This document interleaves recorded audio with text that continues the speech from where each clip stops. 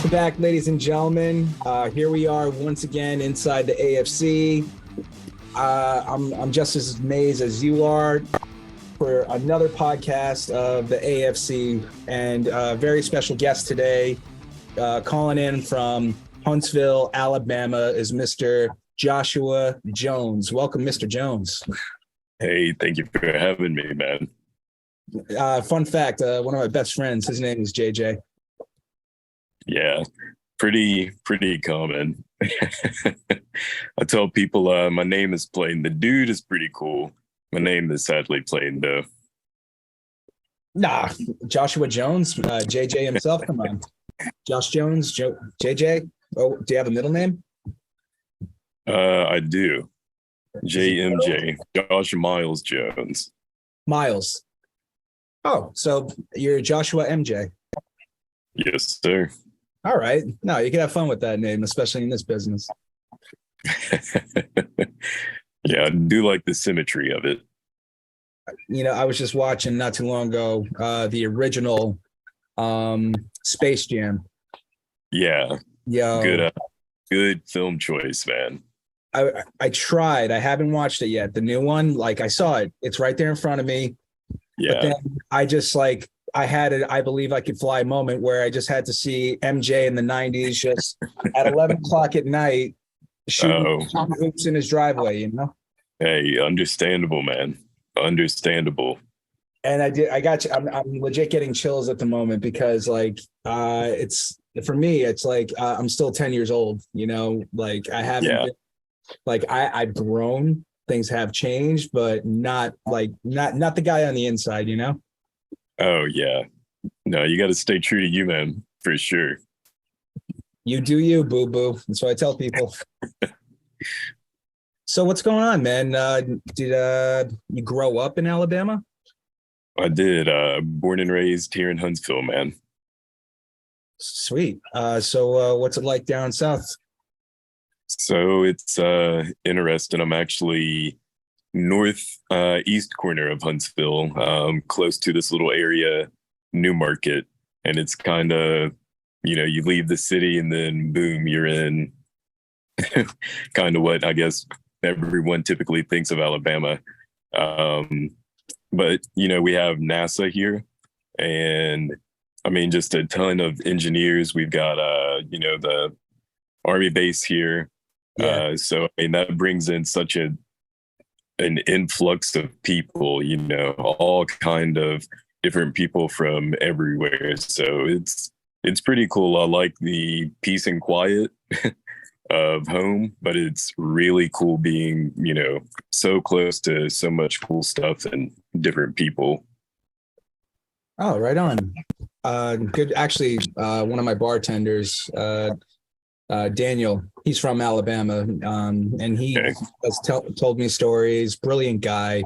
I can never remember. I know he's from Alabama. He probably told me the town he grew up in more than once, but it doesn't stick. Yeah.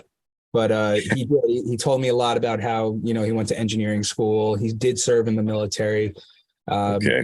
I guess would you say Alabama compared to some states is a very proud state to serve in the military? Yeah. Yeah, I would say so. So what got you into more of the performing arts? Well, sounding like I do at a very early age, kind of shifted my thinking that way. I originally wanted to be a dentist. Um, but I just remember, man, anytime I got the chance to voice over that, or this radio station would, call me up and let me do this ad or that ad. Anytime I did anything in that realm, it just felt so right. Right. Yeah. So, like I said, I hit the local radio circuit, started doing some VOs for some local businesses. Yeah, I just decided to, push further on into any and all projects. Oh, right on, man.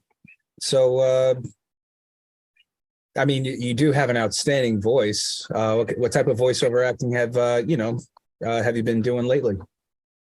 I've been doing a handful of character roles here lately. I've been trying to just really play with the colors of my voice. Um, get a ton of narration gigs, as you can imagine. And I have a little more time now, so I'd like to push into more audiobooks, but yeah, that's about where I am right now. Well, I saw that you actually were speaking a little bit about an audio book that's going to be coming out next month. So is that something you wrote or performed? That was something I just voiced in actually. Really? So you work for Audible, basically. Something like that, yeah. I was actually contacted by a guy, just emailed me and asked, was I Josh Jones with the deep voice? And I was like, yeah. And he said, okay, cool. I got this project. I'll send you some sides and, get back to me and we'll go from there. And yeah, he liked what I had. So yeah, he went with me. Yo, so like all right, so it's you. What are you allowed to kind of disclose like a little bit of like a synopsis of what the book is about? So it's actually and it was a fun read to do because I actually got to be a voodoo guy. Oh. Yeah. So From that was cool to play around with. is it more like And Jamaica basically voodoo or like Louisiana voodoo? Like which voodoo do you do? Louisiana voodoo. All Yeah, right, no, all right, gotcha. yeah, voodoo with some seasoning. Like a voodoo with some Cajun or Cajun voodoo guy. There we go. Yeah. Oh, gotcha. So, but you did the whole narration, every single character, and just told the story. So it was just actually me, and the other character was the wife of a recently deceased man. And without Oh, saying too much, she had employed my services for something you'll just have to find out in the book. oh, the character. Yeah, Okay, not you. Like, yeah. uh, this is all right. All right. Just wanted to. So, what's the name of the story? How can we find it? It is Bokor, Bokor. Like And parkour, only Bokor. yeah, Gotcha. and he is actually still finalizing where all and how all it will be released. So that's still information I'm waiting on at this time. But yeah, when I know something, I'll put it on my socials. All right, man. Please don't forget like any of your socials. I want to know. Definitely gonna like uh let everybody know how they can contact you, see the book, and all that jazz. Okay, very cool, man. So on Facebook, that's a pretty quick way to get to me. And of the many thousands of them on there, I am Joshua Jones. Currently, you'll see me sipping a pineapple. Oh, That'll be the one you want. so it's like uh, a pineapple with like juice inside of it. yeah, Those are, yeah. It's pretty good day to have a pineapple drink. So, I once had a um, coconut mix with like every tropical fruit there was with everything that you would make for a Long Island iced tea just all together in a coconut. oh, where'd you have that at? I had that in Belo Horizonte, Brazil. Okay. Yeah. Nobody knew and then believe it or not, I actually made it myself. Hey, even better, man. I like your style. I think my wife was at the dentist or something like that, and I just like scurried across the street. Hey, whatever works, man. So growing up, did you have any mentors perhaps or anybody else in your family that kind of like was like that good mentor to develop you into the actor you became? Um, I would actually have to say my grandma, my dad's mom. She she was really big into first impressions and just carrying yourself super well. And she is the reason I think I speak like I do. No one ever tells me I sound like I'm from Alabama. And I Oh think no. that has helped me, in this very particular industry. So, yeah, I would definitely say I'm appreciative for, that. Good. No, like I like on a rare occasion, it does actually legit sound like I'm from Brooklyn, but I got a very neutral tone, kind of keep it simple. But Yeah, I I wouldn't have guessed it. no, born, raised in a Brooklyn household outside of Brooklyn, but I mean, I was watching. We did spring cleaning recently, and my brother found, of course, all the old VHS once again, or just uncovered them. I always knew where they were, and but he did find a VCR, and I think it was my sister's, like during like the '90s, 2010s, or whatever. That was her VCR. So I was just Yeah. wanting to test it out, make sure it still works. But I got bit by the bug, and I was looking for the tape cleaner. I couldn't find it, so I went to Amazon. I got a tape cleaner, and Okay. I couldn't stop myself because I got a tape rewinder in that same week. I'm like, now I got to get a rewinder because I can't find it. And it's like, what am I doing Right. this for? And then I go through all the VCR, like VHS, to find all of our home videos. And I found one Okay. in particular that I could not remember ever watching. I just couldn't remember seeing it before. And All right. it was literally me at my first day of school when we moved out of Brooklyn. And it was like me, my brother, my sister, we all sounded like hard New Yorkers, like like they're like even with like I don't even know if we have a drawl or something like that, or whatever. But it's like Yeah. it's not a Southern drawl. This is a Brooklyn drawl where it's so potent and distinct you cannot miss it. But that's Okay. what I sound like then and what I sound like now, and the way my dad still sounds. I'm a totally Great. different dude, unless I'm infuriated or just like the accent comes out. Okay. It's Interested.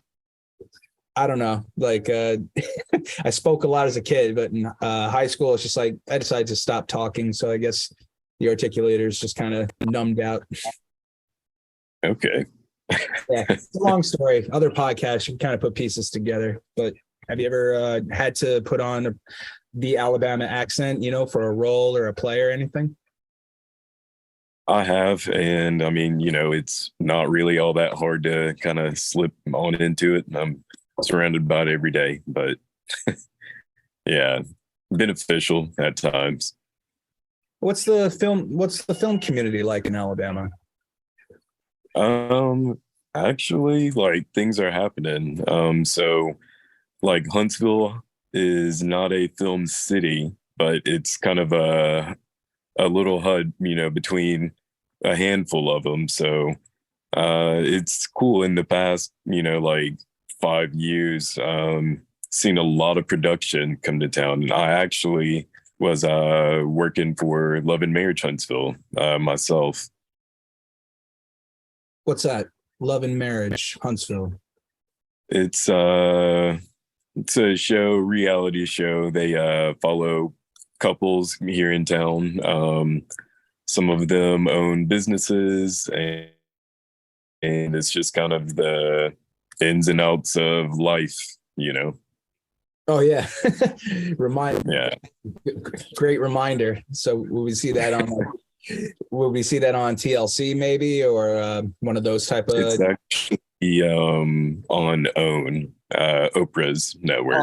oh Oprah Winfrey's network. Hmm. Gotcha. Right. It's you ever wonder if she said the Oprah Winfrey's network and it'd just be the town network? Town network. I like it more if she put the in the front. Yeah, Be a lot more catchy. Do you own it? Yeah, we know.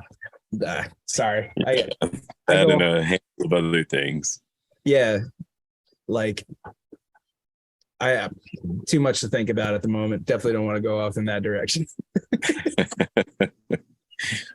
Oh man. So bro, like you were kind of like before we did the podcast, we did a little prep, but I'm really curious. You had mentioned that you have experience with podcasting before.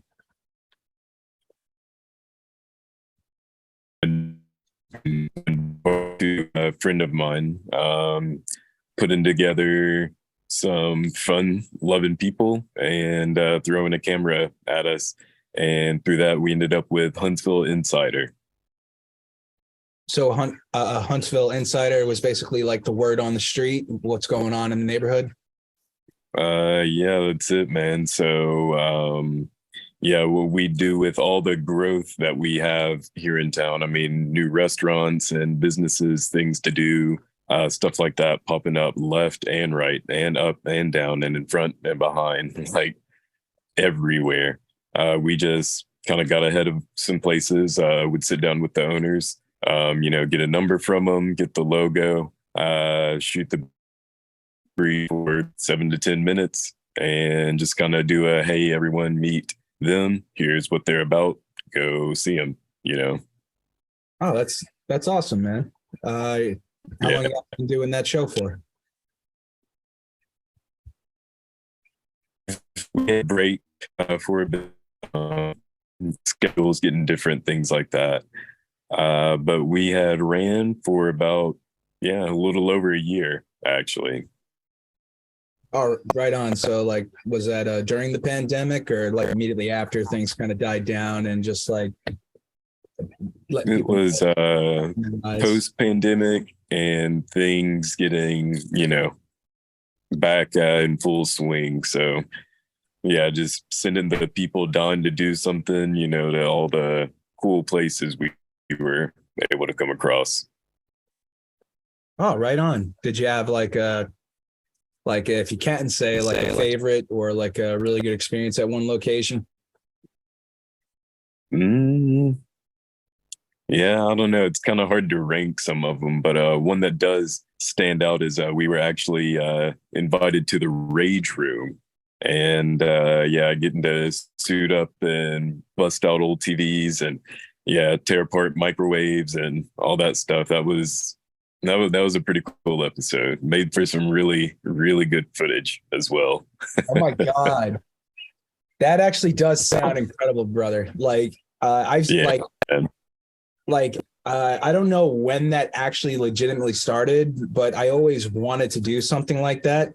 If you get the chance, take it. I feel like I would get really hurt. I would go. I would go too hard. Like Okay. like on the outside, I'm the happiest human being usually 9 times out of 10. Just like on the inside, though, there's that one dude in there that's just like, I want to just tear a phone book in half. And not something to do. That inner Brooklyn kid in you, right? Well, he's a smart kid, and he's just he's been through a lot, and he doesn't like talking to everybody because he just he does.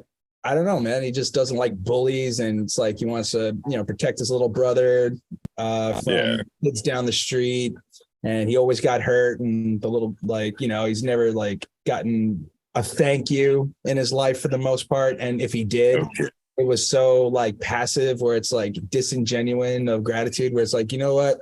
I'm just going to go sit in my room. Don't talk to me anymore. That kid wants to come out and break shit. Hey, I get it, man. Yeah. He's only 8 years old. I found I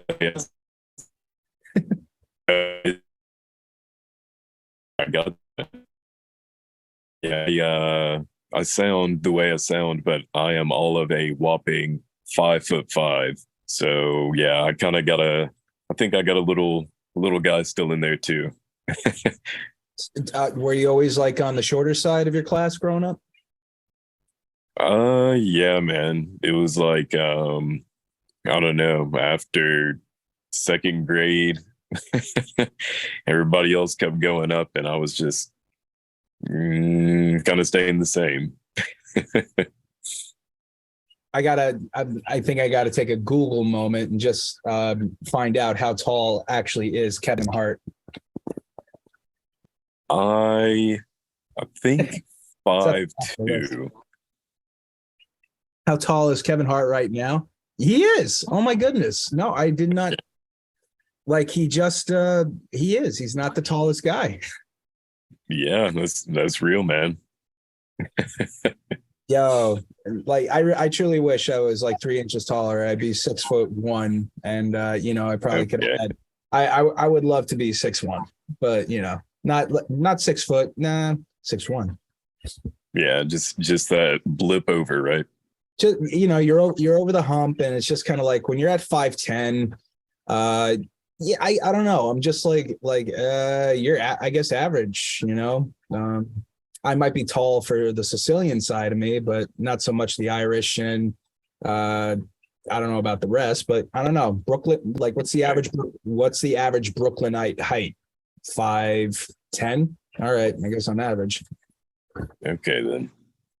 I Yeah. don't, not to get all, but some people just they prefer people who are taller. They prefer people who are shorter. And it's just it kind of stinks when you're an actor because you're like that's absolute. That can't really be changed much. Even if you have Yeah. a couple different shoes, and there's always the apple box that you got to stand on. That you're the woman, your leading lady across from you. If I ever got a leading role, ideally it would be a leading lady. She might have 42-inch legs, and all of a sudden it's like, whoa, she's a bit of a Laker. Yeah. All right. Yeah, there's always ways to get around it though. I get there is, and I've learned a lot. I did have the privilege of getting accepted into, like, I guess, a film school where I could learn some nicks and necks, like how to get away with Yeah, it. very cool. And that was Yeah, I actually like that Hollywood magic, aspect of kind of making things work. Yeah, working production is yeah, it was good for that. I think they've been around for like what 100 years, give or take, at this point, maybe a little more. Yeah, something like that. But I think they actually validated themselves and started, giving themselves awards for the community. And I think it's still some of the movies, all these all these artists came together and created where it became a little bit more fun. It grew, people would just Yeah. figure things out. Yeah, 100%, man. And I agree. It was definitely magical. Like today, like even there's a lot of movies where they still have a wow factor in a lot of movies. And I always think it's in the writing and some really good storytelling. Speaking of, man, what's the last thing you've seen that really, really just blew you away? Oh my Christ, dude. Uh Define blow away, because there's things that I really took away from a lot of movies, but Okay. like impressed, yeah, see, here's the thing. I loved going to the movies and enjoying movies before I became an actor because I was blown away. Okay. The second I started becoming an actor, all of a sudden I'm not looking for the mistakes, but it's like I have an inside biased perception now. And Right. that's why I kind of I don't like that I kind of have acting experience now, because like a lot of the wow factor is it's gone, like that's it. Christmas isn't real. And I'm like, Yeah. what? No, Yeah. it's hard because I remember being blown away for the first time. It was in the early 90s, and my dad took me to see Hook. Okay. So I got to see Hook with Dustin Hoffman and Robin. Yeah. And I think at that point, I didn't really know who like the actors were, but I've seen them in a couple different shows or movies on TV before.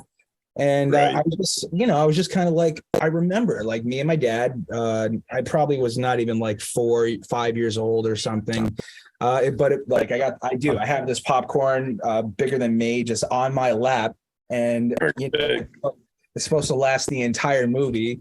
And I just remember being so blown away because there's nothing but a group of kids having the best time of their life playing pirates all the time in Neverland. Right. And that was like that was got to be the perfect movie you want to introduce your kid to cinema with, because they are kids. And then all of a sudden, wow, first movie ever. And I was so into it where I'm like, I even remember screaming at Hook at the end saying, "Why did you do that?" Because I paid such close attention to, now I watch it again because I remember this. The stuntman put his arms up through the throat of the crocodile, and I understand why he did it. But when I was like a 4 or 5-year-old kid, I'm like, "You just killed yourself." So that was that was the first ever blown away moment. Okay, then. Seeing Avatar for the first time in 2000, I think it was 8 or 9 when it came out. No, it was 2012, I think, when it came out for the first time. Seeing like where CGI came, and just like the story was there, and it was just so well put together, Yeah. things like that. Where it's like, Okay. it's really tough to kind of be impressive anymore, because all these filmmakers from the 90s are much older now, much more experienced, but they're stepping up their game, where if they could really actually impress somebody, they're taking it, I think, to that next level. But not for nothing, I was real like, oh bro, dude, just to kind of like be on this side of the camera now, I really appreciated it and was impressed, and I respect the art form, especially for this filmmaker. One of the winners of our first film festival was done by a guy named Pat Mitchell, and his movie is called Apples, Oranges, Lemons, and Limes.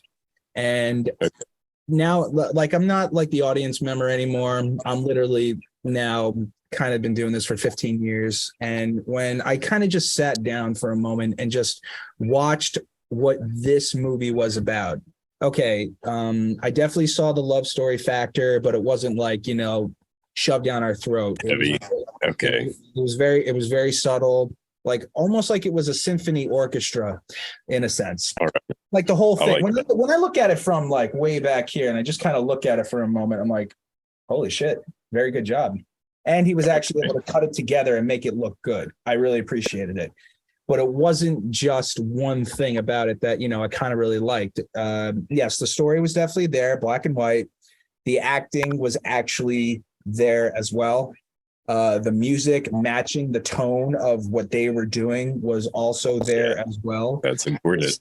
And so I'm literally checking off these boxes where I'm looking at, the accomplishment of actually executing that. Not to sound like a critic or anything, but they actually did so much right that I could not appreciate, because like they didn't overwrite where like the ex-boyfriend was. We just know for a fact that he wasn't with the girl, and all the other guy doing is just trying to walk the girl home, bro. But it was so impressive, the dynamic of the rising action of the character, where they actually had finally sort of like the battle scene, I guess you will, the ultimate confrontation. And classic story film, the rising action, you have to overcome an obstacle, the little subtle obstacles they had to go through just to walk a girl home, which is like 3 miles. It wasn't that easy. They actually had there were little micro things that they did actually overcome. And the fact it was that subtle, and that's what impressed me the most, and the way it ended was perfect. It was so well orchestrated, where like these are the type of movies where now I'm actually blown away, because it's not about the pop, wow. Hold on. Sometimes, yeah, if it's necessary or called for, it was literally an artist, like literally just telling a well-balanced story. And it was funny. It had comedy in it. It did have horror in it. And I'm like, all right. No, but not traditional horror. He had suspense in it. And I'm like, really? So it had comedy, it had romance, it definitely had drama. and with the action scene and the chasing scenes, now it's an action movie. So that made now this recipe just combined and made it into a thriller. And I'm like, wait, what? So I'm seeing like I took a huge step back because I watched it twice and then a third time just to kind of make sure I wasn't like, like making this up in my head. He actually strategically, I don't even know it, but he literally hit several genres in this one piece, Welcome to Happy Corner. This project strives to make safe housing areas for stray cats at an affordable price. It's so easy to put together that even your children could have fun making one. Help keep cats and other animals safe with their own little Happy Corner homes. You can help this project become a reality by donating to the GoFundMe page. Happy Corner homes are a great way to show those animals in need it's okay to be happy. And it was like I Very just cool. yeah, and primarily with the lighting, it was on the film noir side, or no, not film noir. He did have film noir. I don't know if he did it on purpose, but he actually legitimately did, especially with the light and shadow or silhouette. I'm like, motherfucker. I think he's starting to show off. No, I think I'm like, is this guy showing off? But Yeah. But see, here's the thing. Like, he definitely won an award because I personally was very impressed. But now I know I'm not. But now I know I'm not crazy because like for the last several months, I saw on his Instagram not even too long ago. There's other film festivals that see the exact same thing I saw, and I can't believe it. Like this guy has won I think 100 awards by now. I'm like, ooh. No, I wish I was making this up because like if we were to like he actually is going to be coming on the podcast soon, but we never got to talk about his movies since we met. Wow. No, dude, and like I really was taken aback. I just finally, as a creator, as an aspiring actor, whatever writer I like, wherever I fit. Actually relieved to have and like almost like privileged to actually see this movie because I first saw it like I think for the first time on Christmas Day this past year. Our deadline did not actually. I don't think I would like watched it on Christmas Day. It wasn't just another movie, but it's like I just went through 50 and I'm kind of tired and it's Christmas. Yeah. So, it was just one of those things where I'm like, now looking back, like hindsight, just an outstanding, beautiful story. Like, and I'm really glad because it kind of brought me back to my first acting job. Because I didn't know, the filmmakers could actually do the things they did. I was just coming to set, doing my thing, but I didn't know I had the ability to even do that. When I saw the movie put together, I was so into it. The movie was so wonderful. I hadn't actually felt that feeling of that's a good movie. That was nice since I've seen this film. All the movies I saw during the film festival were very well done. This one just kind of really stood out because it wasn't just one thing, it hit so many marks.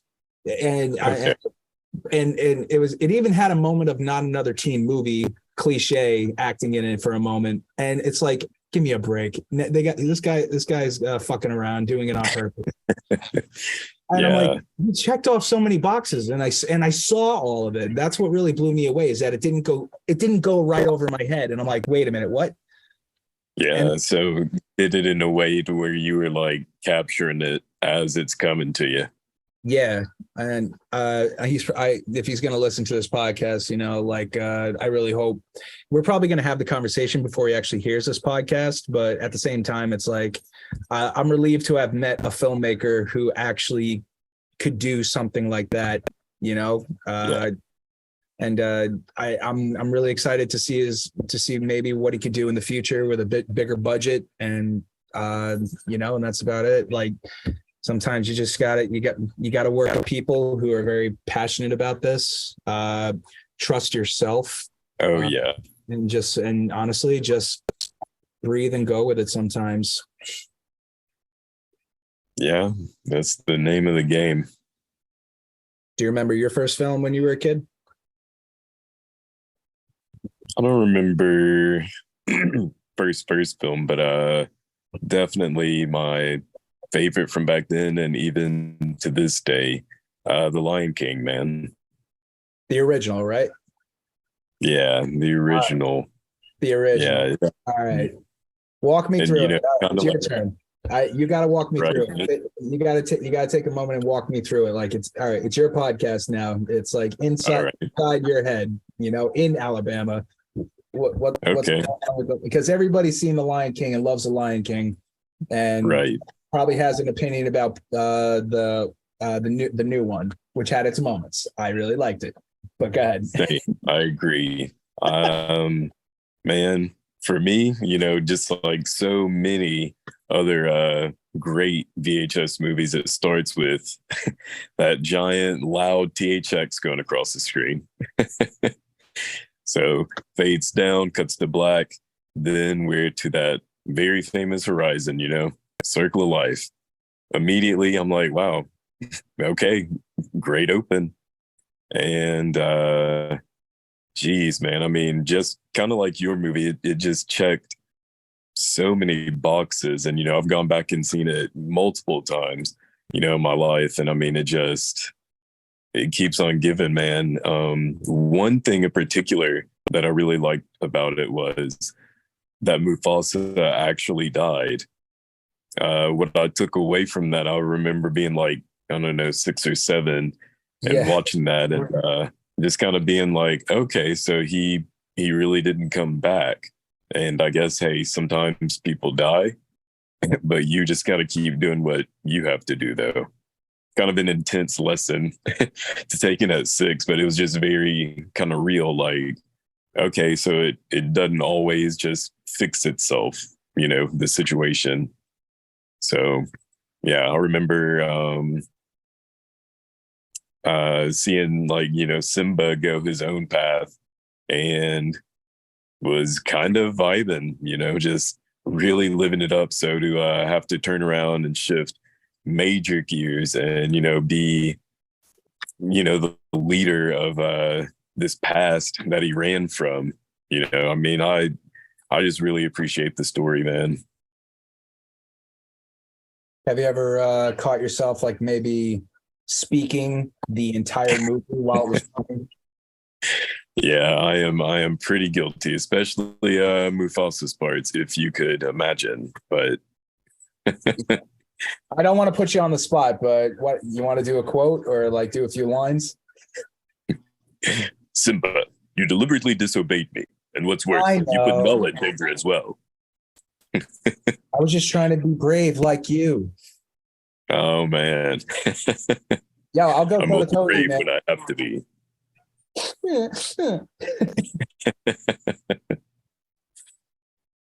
I can do this Yeah, all, I can do this all day. oh, perfect. I was about to say, but you're not scared of anything. Simba, look up there. Those are the great kings of our past. They are? Yep.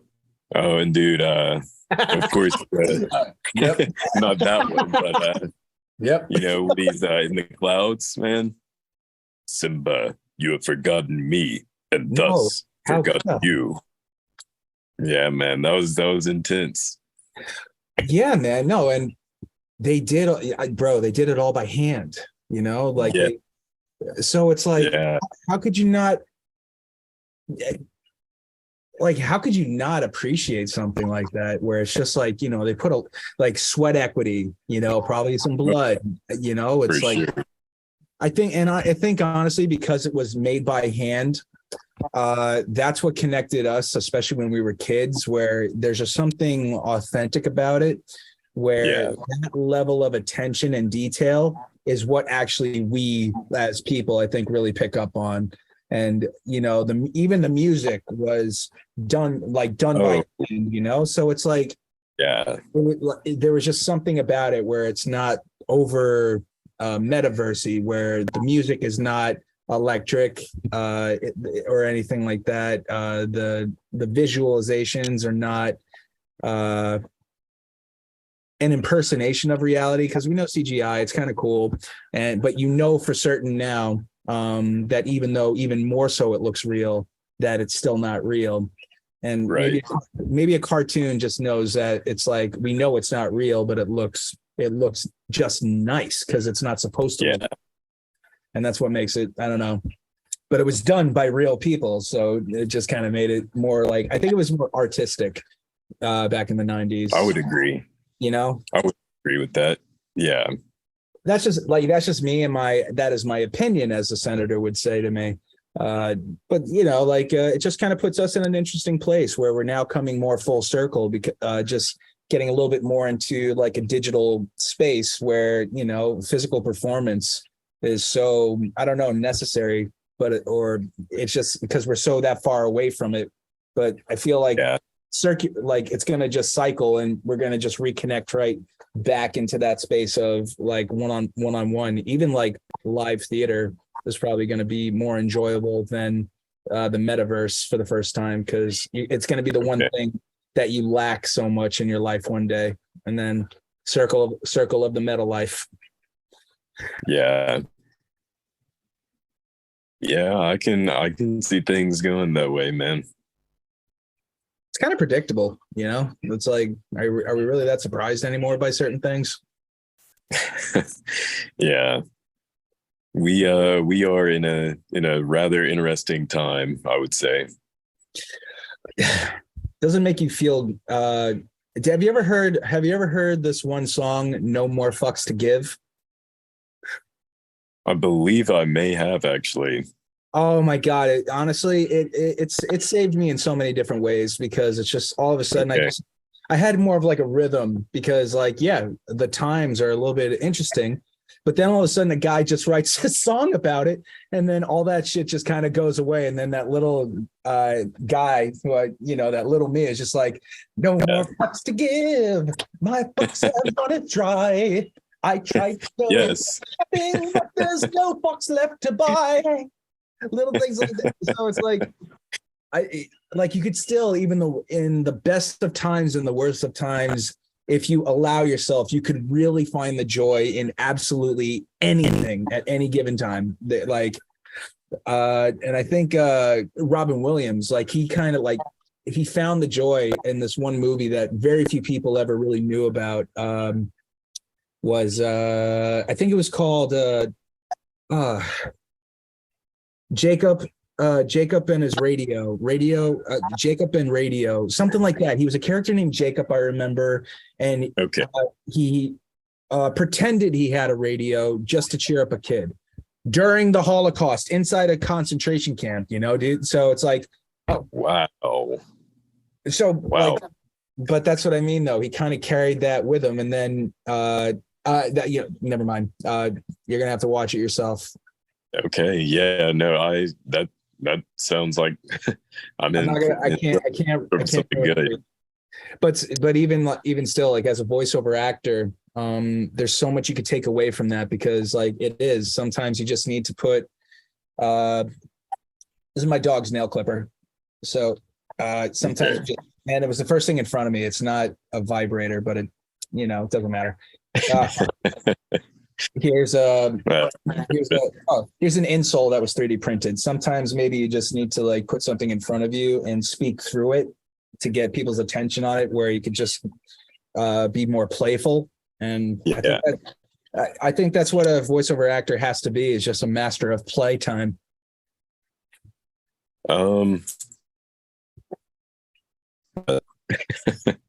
Yeah, me and a friend were discussing, the other day how, you really just have to emote sometimes. And that's as easy as it sounds, but sometimes that is crazy difficult. It's like you just have your voice to really sell what your, whatever your script is. Have you had any challenges that you had to overcome when you were, I guess, in the studio? I had a read for uh college promotion type thing, and I had to be, oh gosh, I can't remember all the describers. It was, they wanted informative, um courteous, engaging, and something else. And yeah, I thought I was kind of hitting the notes, but yeah, we actually had to go over that one a surprising amount of times. Yeah, that was a little more difficult than I anticipated it being. But yeah, it was like I had to maintain all four of those things all at once in every sentence with every word. Like they wanted that tone to just ride, ride, ride. And that's it. Just monotone. Eh. Yeah. So did you catch yourself like wanting to have more fun in your sort of like La La Land moment and then just tear it up and just like really do it? Not quite. It was, one of those things. I was just kind of happy to have gotten the gig. So I was like, man, this is lengthier than what I thought, but let's just get it done, and that'll be something to throw in the bank later. So, Do you have an ultimate goal, whether it's to stay in Alabama or pursue, I guess, coming to New York or perhaps California? I've actually given New York a thought, man. Getting to work production actually just really opened my mind to some things and put me around some fantastic producers and just other people on set with different ideas for things. So yeah, I was thinking New York would maybe be the route I'd go. I'm kind of looking into comedy writing, actually. And yeah, man, I got a few things of my own I'd like to get with some animators on, and a few other people in the voice game, here around me, kind of build something that way. Oh, like, yeah. Oh, awesome, dude. Have you made a trip out to New York to kind of like scout it out, get the vibe, feel it? I have not been yet, man. You have, So to New York? I've not had the pleasure yet, You have not come but to New York yet. not yet, man. Yo, oh man, you might not want to leave. So you haven't even seen The Lion King on Broadway. When it's my time, man. I haven't. It's on the bucket list.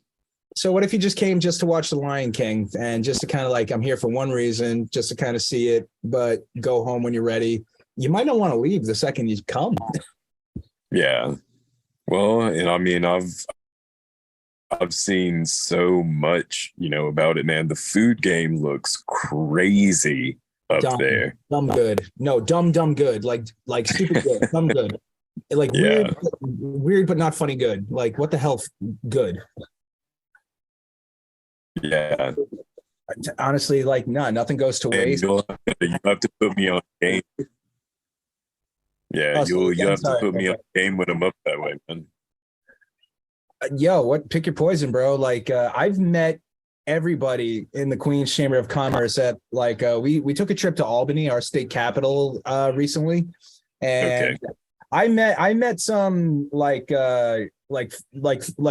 food making machines. Like people just say, like basically, you know what it is? A lot of it is such well adapted home cooking where they just kind of advanced or expanded on what they're really good at them.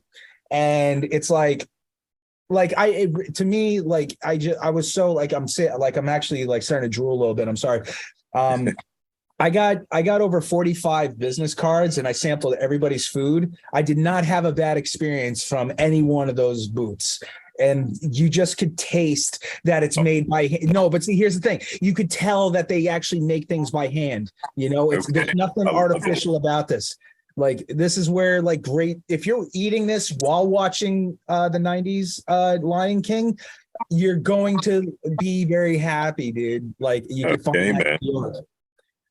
It's Dude, just that like you had a rough week at work. Just put your feet up, eat some really good homemade food at a yeah, business that they started, and watch an old movie from your childhood. You're that's a good Saturday night. yeah. That's a good Saturday night. Like troubles just melting away, man. And I'm actually looking at a business card right now. Shout out Taste Buds Matter LLC. She actually did. She ran out of food. I got Oh, I got oh, I got sort of I was like I did a full lap. I did one table at a time. She was the end of the first half. She ran out of food first. Yeah, I like. good, man. She came prepared. She does a lot of culinary seasonal studies. I know that, but healthy taste buds. Exclusive chef, Little Bit creates and modifies recipe, menu, meal plan. Actually, that's true. I did see that. And produces Okay. based on diet, food preferences, and practices. Vegetarian, vegan, orthodox diets. Very, very delicious. And Yeah. for me, it's just one big blur. But I do remember when we spoke, she gave me 5 or 6 business cards because she couldn't remember if she gave me the first one the first time. And she was so like, like she was definitely taken aback, like she was the first one out of all 50 tables. She ran out of food first, and she had plenty of food. Everybody brought enough food. Everyone. Yeah. She ran out first, Good whatever. feeling. So I did. I asked her, do you have a storefront? She says no. She makes everything like catering style, where she'll do private events, parties, and stuff like that. And Okay. gonna definitely take my filmmaking group, and we're gonna go. We're definitely gonna go do sort of like a video episode about Yeah. her food and stuff like that. And that's something called What's So Special, and we literally we talk about food. Wow. I love it, man. So before you come to New York or while you're in New York, we'll make sure we prepare all the listeners and potential travelers on the food that's available around the area on Right. where do the filmmakers go? Where do they all eat and stuff like that? Well, it just so happens like here, and you're gonna eat some really good food. Oh, man. I am already ready. We're like the whole Astoria Filmmakers Club, dude. It's like leaving a trail of breadcrumbs on where to find us, how to like get involved. No filmmaker left behind. It's just just one tight community where everybody's got their privacy, and we work together. Hey, I dig it, brother. It's like a cobweb over a city. It's a weird looking shape, but we're all connected. Yeah. Not to sound like a blood sucking spider, but it was just an example for those out there listening. Yeah. Understandable. I gotta say, man, like please, like let me know when you do decide to come up to like New York, coming to Queens. We have mixers and meetups on a regular basis, so I'm sure you'll have an opportunity to like shake some hands, introduce yourself, Yeah. tell them about your podcast. If by that time they probably already listened to it, where they get to meet you. And I got to say, just hey, thank you for coming on the show. This was actually a very fun hour for me. Finally, just like one like nice show to do. But I wanted to ask, especially before we wrap things up, what's the best way for people to get in touch with you? Well, and firstly, man, thank you sincerely for having me on. I've also enjoyed this time, and yeah, really, really pulling me toward New York, so that we'll be having a conversation on that soon. But as mentioned earlier, Facebook, Joshua Jones, look for me, sipping the pineapple. That's a super quick way. You can find me on the gram at I am Josh Jones. That's I like your eyeball _ yam like a sweet potato, Josh Jones. Um, you got to be original.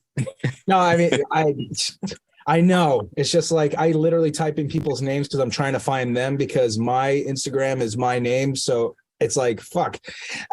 I got to make something. Yeah. I got to type it all special to find the one specific one. So it's like, just follow me. I'll follow you. Right.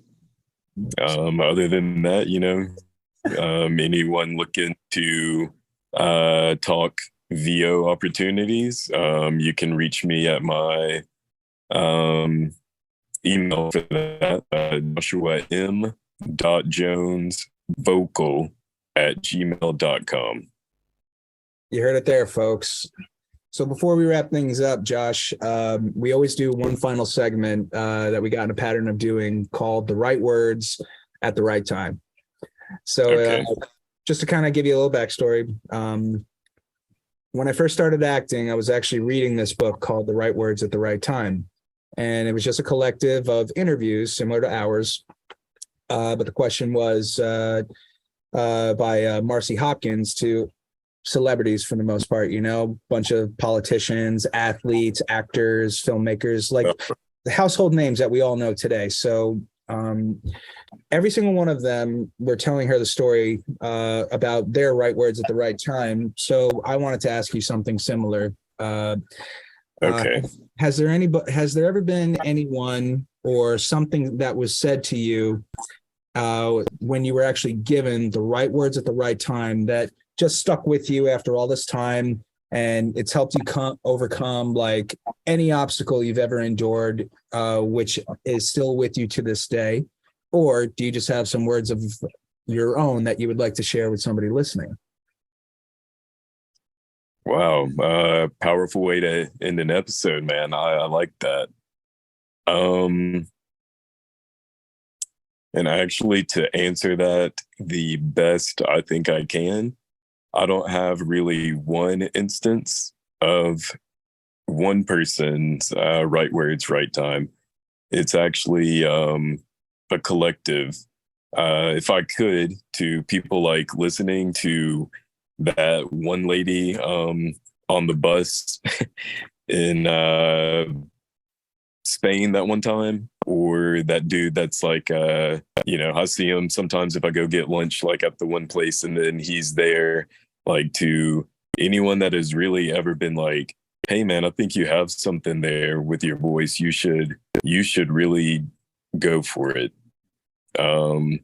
Just like when I started, really, really sank into voice work, you just kind of met with a lot of no's for your auditions, and you've seen a lot of shut doors and that kind of thing. But falling back on, I mean, just like strangers, taking the time to stop me and come tell me, no, I think you need to be doing this thing. It's like I still carry that all in my memory. So yeah, anyone that falls in that bucket, thank you for that, because that's been some perseverance for me personally. Thank you so much for sharing, Josh. Like, I honestly cannot wait to meet you, shake your hand, God willing, work with you someday. And before you go, did you have anything like maybe you forgot to mention that you want to just give a shout out to anybody? Well, to I guess those people I just talked about. Well, once again, thank you. Other than that, man, I think we got pretty much everything covered. I think my takeaway from that is it's okay to talk to strangers. Very much so. If not for them, I wouldn't have half the stories I am blessed to have in my life and times. It's a pleasure to get to know you, Josh. Please, when you come to New York, do not hesitate to let us know. Hey, I'm actually keeping my eye on the calendar, man. So I'm gonna frame it specifically for one of the socials. So, believe me, I'll definitely hook up with you somewhere. okay, I appreciate that, man. I'm super looking forward to it, and that's not just a promise. That's all, state stand. I really mean it. And that's a wrap, folks. Josh, take care, brother. You have yourself an amazing weekend. And I'll leave you with this to always remember to never forget community, the creativity, and joy. Hey, I'll take that with me, man. You have a good one. Ciao for now, brother. Take care. Alrighty.